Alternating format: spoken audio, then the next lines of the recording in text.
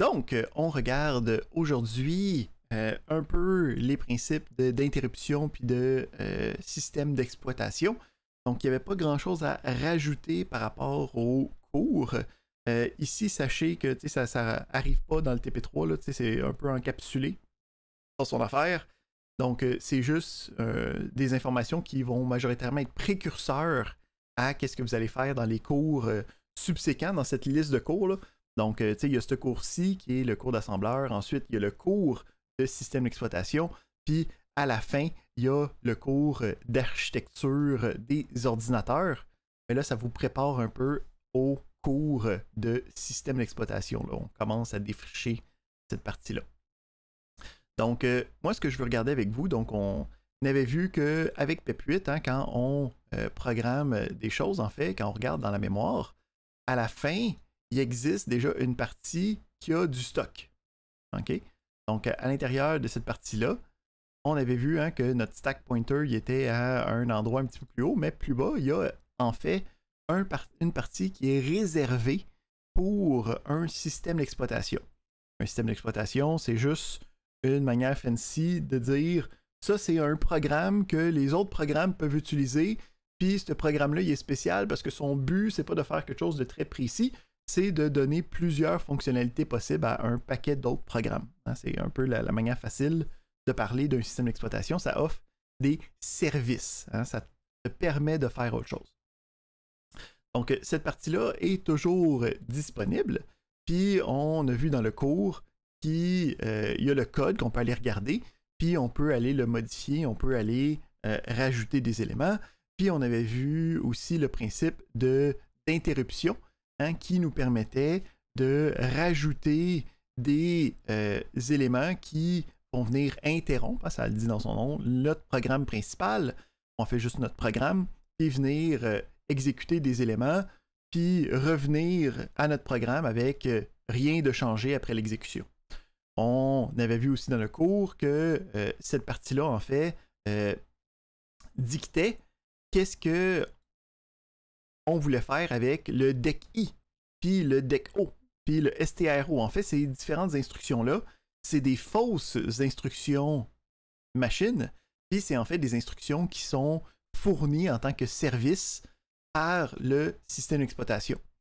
Puis on peut nous autres mêmes rajouter des services au système d'exploitation en utilisant les différentes interruptions avec les opérations NOP. Donc, en fait, le principe, c'est que on a NOP0, NOP1, NOP2, NOP3, puis le NOP tout seul, où c'est qu'on peut mettre des choses. Puis, on a le DEC-I qui est en fait comme un NOP4 ou un NOP5. OK? C'est le même principe. C'est une opération un service qui génère une interruption, qui va faire ce qu'il a besoin, puis qui va revenir après dans notre programme normal. Moi, ce que je voulais regarder avec vous aujourd'hui, c'est en fait une partie qui est aussi faite de manière manuelle pour bien comprendre qu'il n'y a rien vraiment de magique. C'est comme là, on commence à travailler, puis c'est aussi ce qu'on voit avec les circuits logiques, c'est que quelque part, on vient de descendre hein, on va de plus en plus bas. Hein, comme plus on est haut, plus c'est abstrait. C'est comme quand on est dans un navigateur web, c'est très, très, très abstrait. Quand on commence à programmer, ben, c'est moins abstrait. Quand on commence à programmer dans un langage de bas niveau, c'est de moins en moins abstrait. En assembleur, c'est de moins en moins abstrait. Puis, de l'assembleur, on a le code machine qui, lui, va être exécuté sur une partie physique. Là. Puis là, c'est plus abstrait pantoute, hein, c'est réel. On a un circuit logique derrière qui va être capable de faire notre opération. Fait que, un peu dans ce principe-là, je voulais regarder avec vous le system loader. Donc, comment est-ce qu'on est capable de prendre les informations qui vont être dans un fichier hein, objet de code, puis d'être capable d'écrire ça dans la mémoire.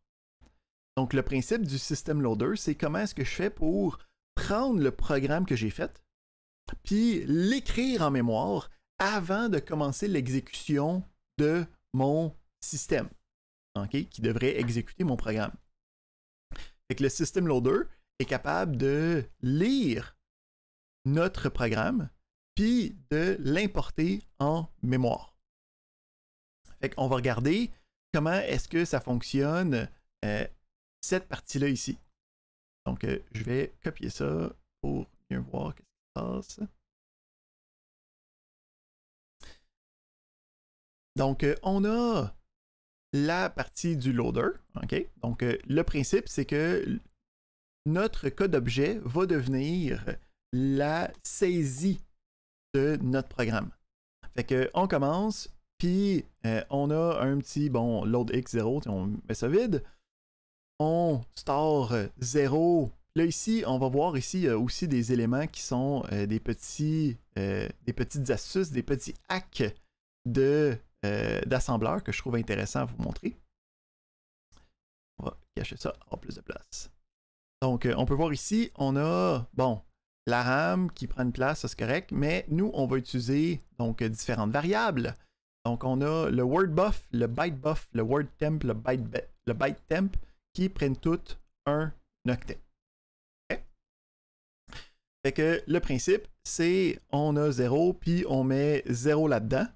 Là, ici, qu'est-ce qui est intéressant, c'est qu'on store X, puis on met ça dans wordBuff, mais wordBuff a juste un octet. Hein? Puis le store, par défaut, la majorité des éléments travaille sur 16 bits, travaille sur 2 octets. Fait que c'est quoi l'effet qui va arriver quand je vais écrire ça ici? Ben, en fait, il va évidemment mettre cette partie-là à 0, mais puisque c'est 2 octets, il va défoncer, hein, il va dépasser, puis en fait, il va aller écrire dans le byteBuff aussi, dans ce bloc de mémoire-là, il va aussi aller mettre le 0 de mon store. OK? Fait qu'ici, ce qu'on peut voir, puis c'est ça l'astuce qu'on va voir qui va être utilisée, là. On a vu, avec le premier travail pratique, surtout, que quand on travaillait avec des éléments qui étaient de juste 1 byte, c'était difficile, ben, tu voulais habituellement pas utiliser le just store puis le load parce que c'était compliqué à utiliser avec les deux, hein, parce que ça dépassait souvent et ainsi de suite.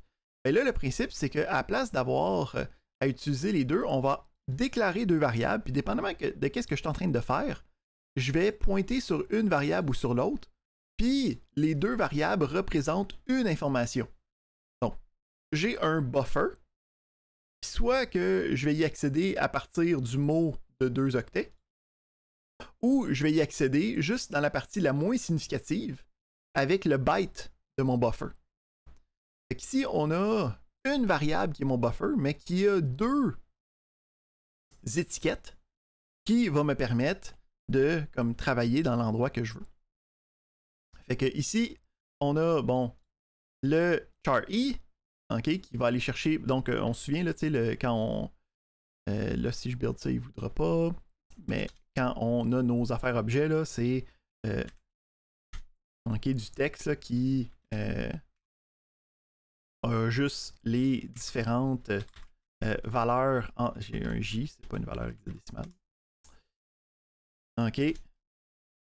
Donc ça ressemble à qu'est-ce qu'on a dans notre code objet. Hein? Donc on a 2 valeurs, puis après ça, on a le ZZ qui indique que c'est la fin.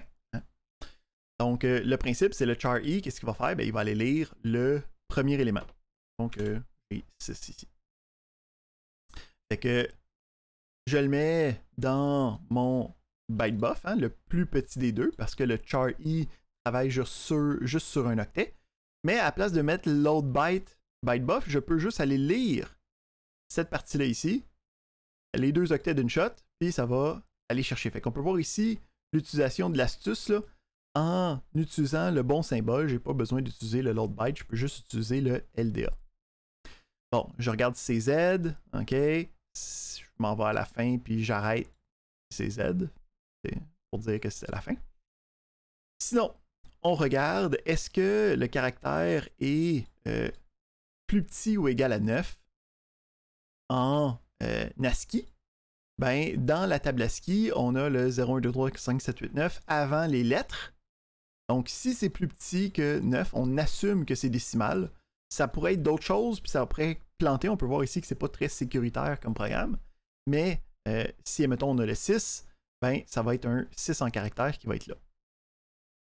Là, le principe, c'est aussi deuxième, il y a d'autres astuces qui se passent. Pour bien comprendre ces astuces-là, il faut aller regarder la table ASCII. Donc, dans la table ASCII, si on regarde les différents chiffres, et je regarde sa version hexadécimale, je peux voir que c'est 3 et le chiffre lui-même. Donc, en gros, le chiffre que j'ai besoin existe à l'intérieur de notre premier octet. Donc, ici, ce que nous, on va vouloir faire, ça va être d'être capable d'aller prendre cette information-là, puis d'être capable d'aller le mettre en mémoire. Hein? Donc, moi, je vais aller prendre le 6, puis être capable de dire que ça va être le 6, puis ça va être le A. Donc, le principe ici, c'est que le 6, c'est comme la partie de gauche de mon octet. Hein? Donc, quand j'ai mon octet, là, j'ai 1, 2, 3, 4, hein? 1, 2, 3, 4. Donc, le 6, je veux qu'il soit ici. Donc, je voudrais que ça devienne quelque chose de même. Puis, j'ai le A que je veux qu'il soit ici, qui devrait être quelque chose de même. Là, je viens d'avoir dans mon char I juste la valeur 6. Fait que j'ai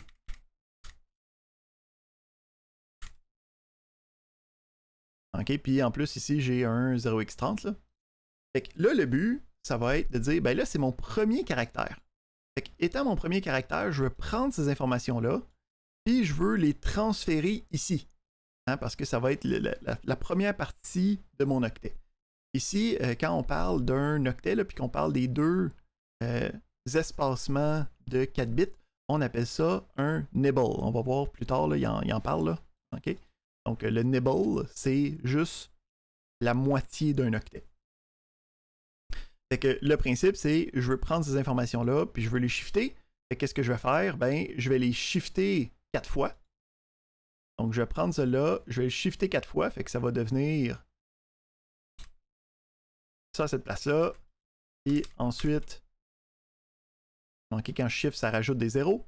Fait que mon octet est maintenant le 6 à gauche. Et à droite, j'ai rien parce que j'ai pas encore comme lu cette partie-là. Fait que après ça, on sauvegarde ça dans notre deuxième variable qui est notre variable temporaire. Fait que j'ai comme mon premier symbole qui fait la partie de gauche de mon octet, le premier nibble.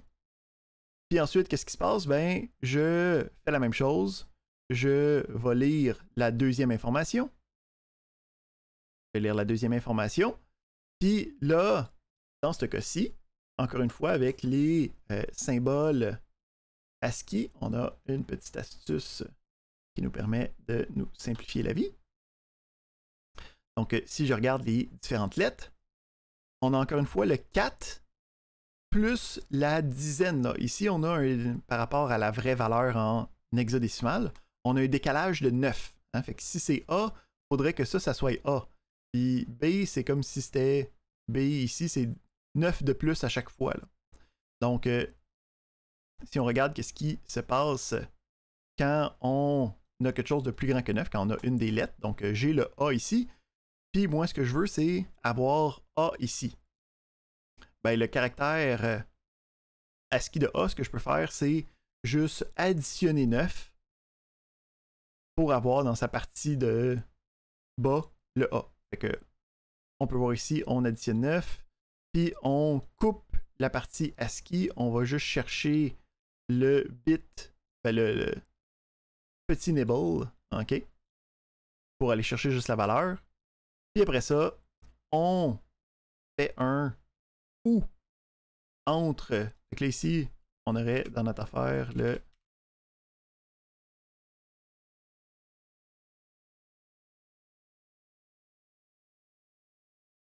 Donc à ce point-là, dans notre temp, on a ça. Dans notre buff, on a ça. Qu'est-ce qu'il faut faire pour avoir la case mémoire finale? ben, on utilise le AND qui me permet de combiner les deux ensemble, d'avoir un OU binaire sur chacun qui va me donner le résultat final de 6A que je vais pouvoir ensuite aller déposer dans ma mémoire. Et après ça, dire, ben, j'avance ma mémoire de 1, je m'en vais au prochain, puis on refait le même principe en enlevant l'espace entre chacun pour aller chercher. Donc, on peut voir ici que de la lecture d'un fichier, puis d'écrire ce fichier-là en mémoire, c'est juste un petit programme, comme n'importe quel autre, qu'on est capable de comprendre pour voir qu'est-ce qui se passe avec. Fait que ça, c'est qu'est-ce que je voulais regarder avec vous dans la partie système d'exploitation. J'ai une question de Félix.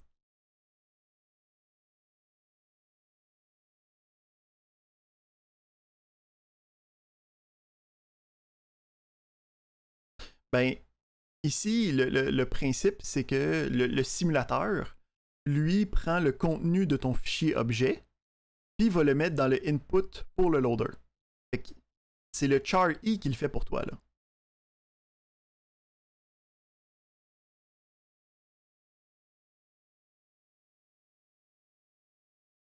Ben ça, là, c'est là on tombe sur le fait que c'est un simulateur. OK? Puis le simulateur, c'est lui qui va faire le fopen qui va lire le fichier puis qui va le mettre dans l'input, là. C'est ça qui est... c'est ce bout de magie-là, là, c'est à cause que c'est un simulateur que ça va bien. Mais, si on pense, mettons, aux premières versions possibles, le principe, c'est... si, mettons, on revient au temps où c'est qu'on travaillait juste en assembleur, hein, puis qu'on pouvait penser, mettons, à des machines qui a des punch cards, là, qui pouvaient lire chacune des affaires, là, ben, la machine lisait le loader en premier. Puis une fois que le loader était lu, ben là, on pouvait commencer à mettre après ça comme ton programme réel qui allait être écrit en mémoire. T'sais. Fait que c'est ce genre de choses-là qui se passe. Alright. Parfait. On a ça.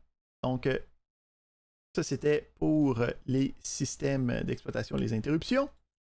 On retourne à notre sujet de la semaine, qui est le principe de circuit logique. Hein? Donc, qu'est-ce que nous, on est en train de faire en assembleur? Comment est-ce que ça se rapproche grandement de qu'est-ce qu'on va faire dans le matériel réel? Hein? Parce que c'est ça le principe ultime, hein? C'est de comprendre comment est-ce qu'on peut partir d'une machine physique puis d'être capable de faire de l'informatique, okay, abstraite.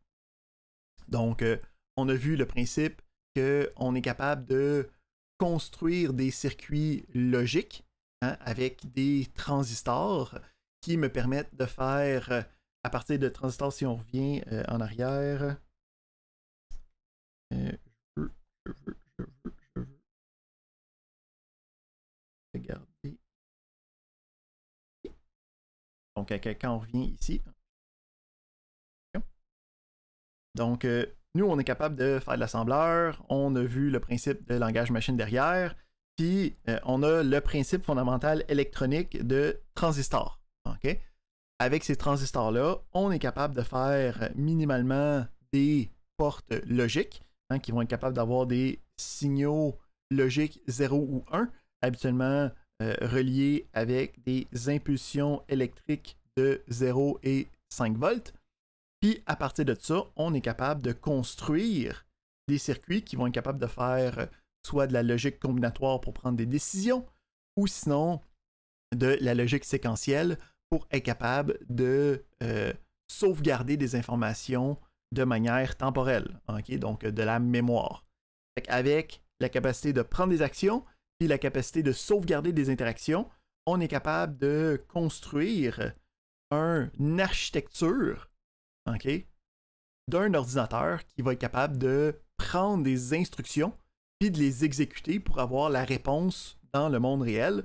Et après ça, ben là, on peut commencer à aller de plus en plus haut niveau une fois qu'on a de l'assembleur, on peut avoir des systèmes d'exploitation. Une fois qu'on a des systèmes d'exploitation, on peut avoir des langages de programmation de plus haut niveau, de plus en plus haut niveau, jusqu'à temps qu'on est capable d'être sur Zoom et de se parler de manière complètement abstraite. Hein?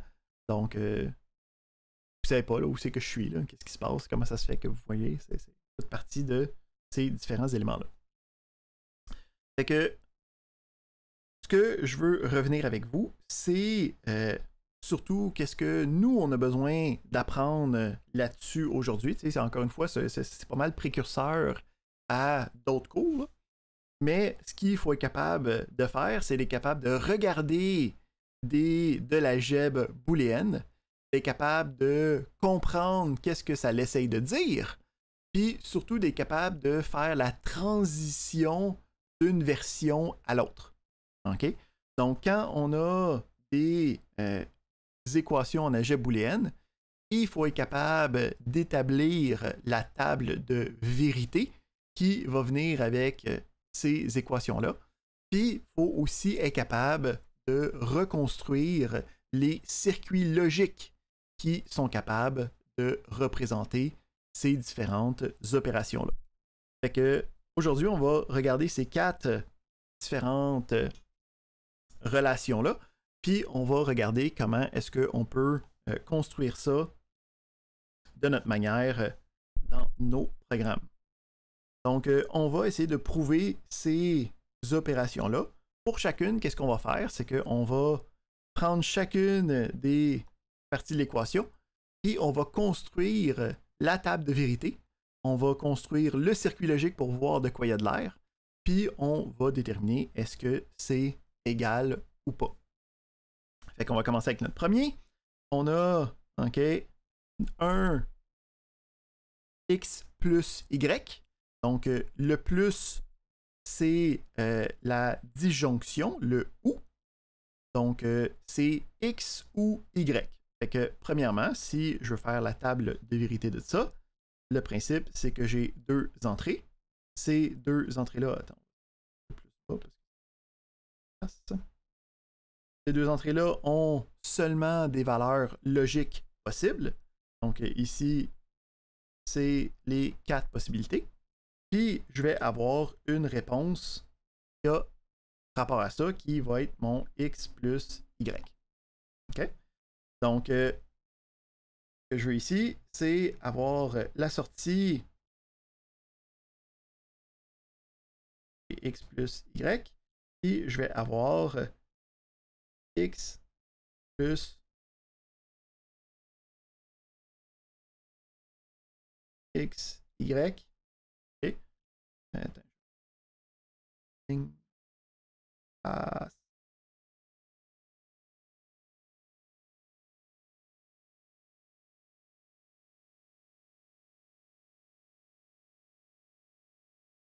Donc ici, faire attention aux différentes formulations de l'algèbre booléenne. Donc, on a ici l'inversion, hein, la négation qui peut être utilisée avec le prime, avec l'apostrophe, mais on a aussi un synonyme avec la barre au-dessus de l'opération. Même principe, on a le et qui est juste la multiplication, donc qui peut être avec un fois, avec un point habituellement.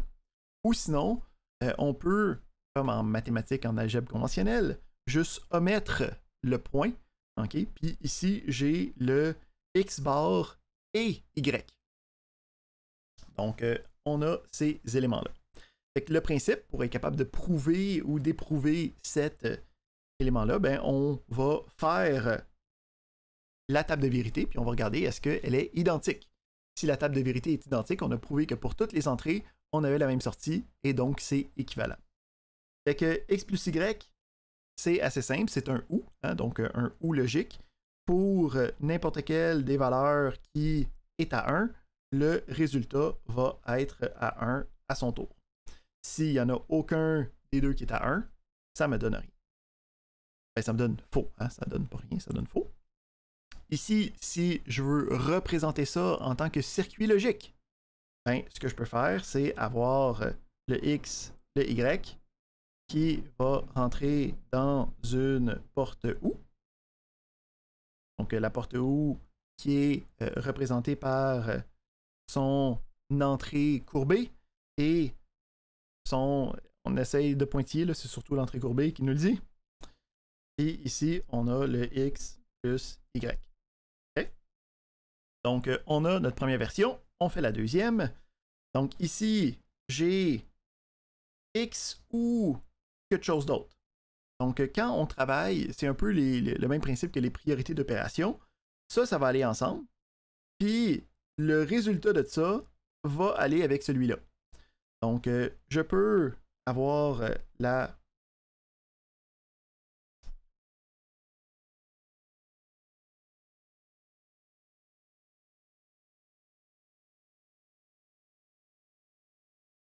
Celui-là, on va avoir le X ici. Puis le résultat de celui-là va être le résultat d'une deuxième porte. Une porte E, hein, qui est avec l'entrée droite, l'extrémité en demi-lune. Puis on va avoir ici le Y. Plus de place. Puis là, du X, je vais avoir une deuxième, puis là, c'est l'inverse. Fait que je vais avoir ici une porte d'inversion qui va me dire que c'est le X bar qui va être ici. Ici, c'est X bar Y. Et on a l'élément. Encore une fois, il y a différentes versions, okay, dans la représentation des circuits logiques. Souvent, à place d'avoir directement une porte d'inversion, on va juste mettre un cercle, okay, où il devrait avoir l'inversion. Donc, soit à l'entrée, soit à la sortie, tu peux juste mettre un cercle, puis ça représente ce que tu as besoin. Fait que si ensuite on regarde le résultat final, voir si ça concorde, ben on a un OU qui a priorité, hein, dans nos éléments. Dès que celui-là va être à 1, hein, ça va passer au travers, puis ça va être notre résultat final. Fait que ici, c'est certain que les deux derniers, c'est bon. Ensuite, on regarde les deux premiers. Donc, on a 0, donc ça va être 0. Ensuite, on a le 0, 0. Qu'est-ce qui va se passer? Ben, celui-là va devenir 1, celui-là, ça va être 0. Ça, c'est un et. Fait que le résultat de ça va être 0. Fait que ça me donne 1, 0 ici. Puis, pour le 0, 1, qu'est-ce que ça va me donner? Pour le Y, on a 1. Pour l'inversion de X, on a 1. Ben, on a un et. Fait que le résultat de ça me donne 1 à son tour. J'ai un 1 ici. Je peux voir donc que les deux concordent. Donc, celui-là, c'est effectivement la même chose. On va cleaner la page. Et on va aller à notre deuxième.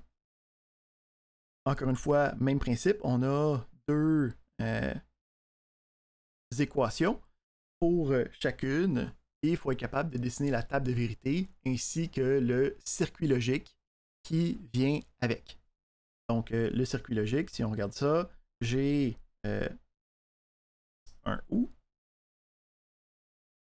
qui va avoir un X et j'ai un E qui va avoir le X bar et le Y. Si je veux faire l'autre, ben, je peux voir ici qu'on a des parenthèses. Hein, donc, la dernière chose qui va se faire, c'est le et. Fait que je peux dire qu'à la fin, il y a un et. Puis, entre les deux, ça va être deux ou. Que je peux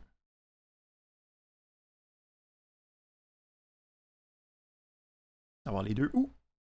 Et là, après ça, on a le X avec le X bar et on a le X et Y qui rentrent à l'intérieur. Donc, ici, ça représente celle ici. Avec ça, on va avoir notre table de vérité. On a X, Y, oh, 1, 1, 0, 1. Ici, je veux juste les numéroter, là.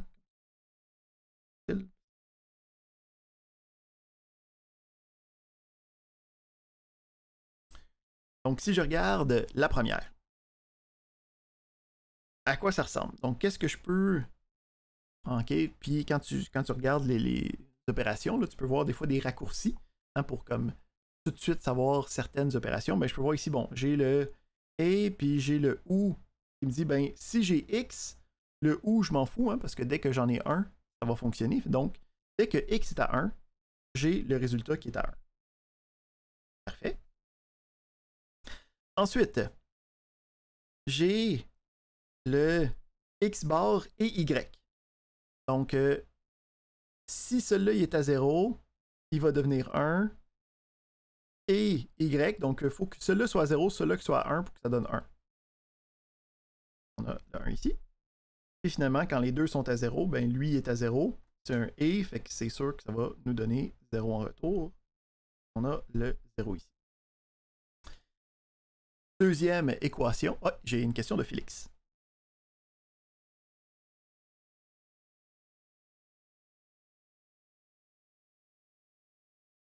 Exact. Donc, comme dans l'algèbre conventionnelle, le et, la multiplication, a une priorité d'opération. Donc, c'est pour ça que tu peux toujours facilement les diviser avec les ou. OK? Puis, surtout quand tu as comme une grosse opération comme celle-là, là, c'est vraiment les ou qui est l'opération finale, la moins prioritaire. Puis, ça va être le et qui va être priorisé à chacun. Excellent. Donc, on regarde notre deuxième version, voir si c'est équivalent. Donc, on a ici le X ou X bar. Puis, en fait, ça va nous faire répondre à la prochaine immédiatement. Là. Donc, le X ou X bar. Là. Si je regarde, qu'est-ce que ça peut donner? Là? Ben, si mon X est à 0, lui va être inversé, fait qu'il devient 1. C'est un OU, fait que ça devient un 1. Si c'est l'inverse, lui est à 1, lui va être à 0, mais c'est un OU, fait que ça me donne le 1. Donc ici, j'ai soit que ça marche, ou soit que ça marche pas. Donc, ça va juste marcher tout le temps, cette affaire-là. Là. Donc, ça ici peut être remplacé juste par un 1. Fait que cela n'a juste pas d'incidence, OK, sur qu'est-ce qui se passe, parce que ça va devenir 1. Puis j'ai un et, puis ça devient X ou Y. Fait que X ou Y, 1, 1, 1, 0. On peut voir que les deux sont équivalents. Tout va bien. Ensuite, fait que on a en même temps prouvé celui-là. Là. OK, donc si je fais un ou sur la même valeur mais inversée, ben c'est certain que ça va me donner 1. Autre chose sur les éléments neutres, si on regarde le prochain. Le principe ici, c'est qu'on a un X, Y, puis on a une entrée qui est juste toujours à 1. OK? Donc, si je regarde le résultat de ça, 0, 0, celui-là est juste toujours à 1. Fait que si je regarde si c'est 0, 0, 1, ben il y a un et. Fait que ça, c'est comme je dis OK, c'est correct. Ici, ben ça devient le ou, c'est 0, 0, fait que ça me donne un 0. Fait qu'on peut voir ici que cette partie-là est juste superflue. Hein? Donc, c'est comme faire un plus 0. Le plus 0, ben, puisque c'est un ou, cela est à 0, c'est correct, mais donc si cela marche, ça marche, puis sinon, ben, ça reste pareil. Hein? C'est les éléments neutres qu'on avait vus. Donc, ici, ça va être en fait juste le ou qui va être utilisé. Le 1 est superflu. Si je l'enlève de la table, ben, ça me donne littéralement le ou du x, y. Fait que on a pu prouver les différentes opérations possibles pour être capable de construire ça. Ici, on va regarder juste une gentille autre petite affaire.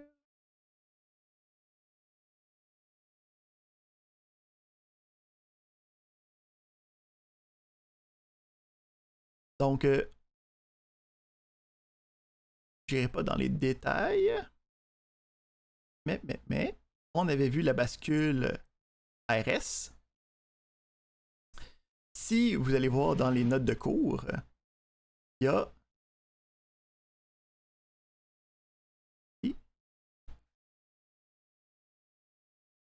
montrer ça.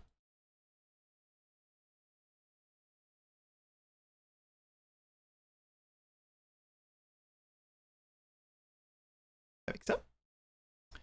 Donc, il y a d'autres types de bascules. Okay?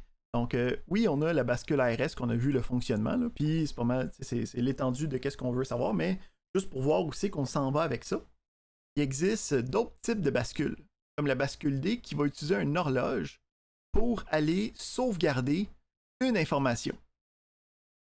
OK? Donc, ici, si tu en mets plusieurs en chaîne, ça va vraiment représenter un espace mémoire que tu peux commencer à utiliser comme bon te semble.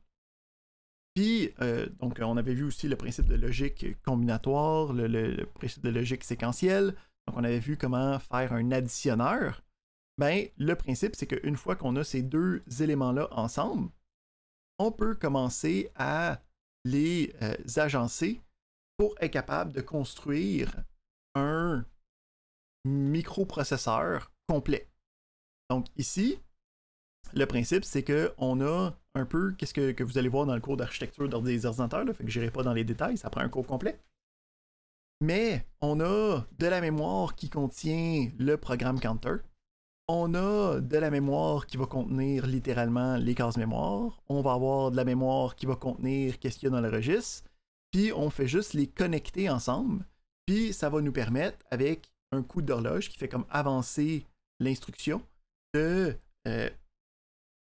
exécuter notre opération qu'on a écrite dans notre mémoire. Donc lui est capable d'aller chercher cette information-là, de la mettre en mémoire. Dépendamment de qu'est-ce que j'ai sélectionné, lui active soit l'additionneur, soit le soustracteur, le multiplicateur, l'embranchement, donc plein de possibilités. Puis va aller écrire le résultat, possiblement en mémoire, va possiblement changer le résultat du programme counter. Donc c'est comme ça qu'on est capable d'avoir un ordinateur, puis qu'on est capable d'avoir comme le fondement de qu'est-ce qu'on est capable de faire en informatique. Alright. Fait que ça fait le tour de qu'est-ce que je voulais voir avec vous aujourd'hui. Puis ça met fin officielle à la matière du cours. On a maintenant vu tout ce qu'il fallait voir. Donc, qu'est-ce qui nous reste pour le restant de la session? On a la semaine prochaine, je vais faire une révision. Puis aussi, je vais aller plus en détail dans les sujets qui vont être à l'examen final. Puis la semaine d'après, nous autres, le 20 août, si je me souviens bien, ouais. Le 20 août, on va avoir l'examen final qui va prendre la même forme que l'examen intra. Ça veut dire que vous allez avoir 24 heures pour le faire. Okay, ça va être un document que vous allez avoir un document de réponse.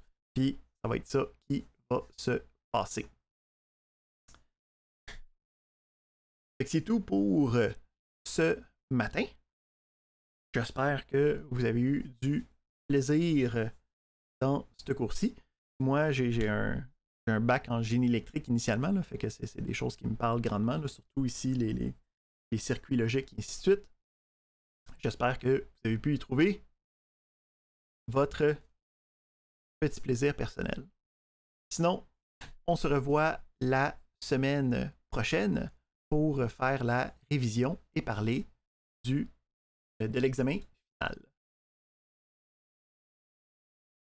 J'ai une question de Kevin.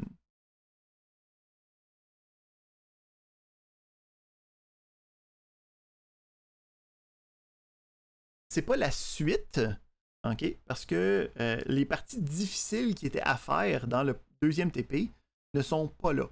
Donc, le principe de validation, le principe de détecter si tu as gagné ou pas, c'est pas là. La prémisse initiale est la même. On a un tableau de 2 dimensions, on a un dessaisi qui va changer des valeurs dans le tableau de 2 dimensions. Fait que la prémisse est la même, mais je dirais pas que c'est la suite. OK? Donc, si tu n'as pas de validation, si tu n'as pas de détection de gagnant, ces affaires-là ne sont pas considérées dans le troisième travail pratique. C'est vraiment juste la partie de undo, redo qui doit être faite correctement.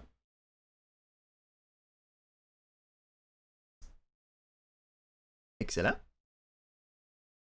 Donc, sur ce, je vous souhaite une bonne fin de journée. On se revoit la semaine prochaine.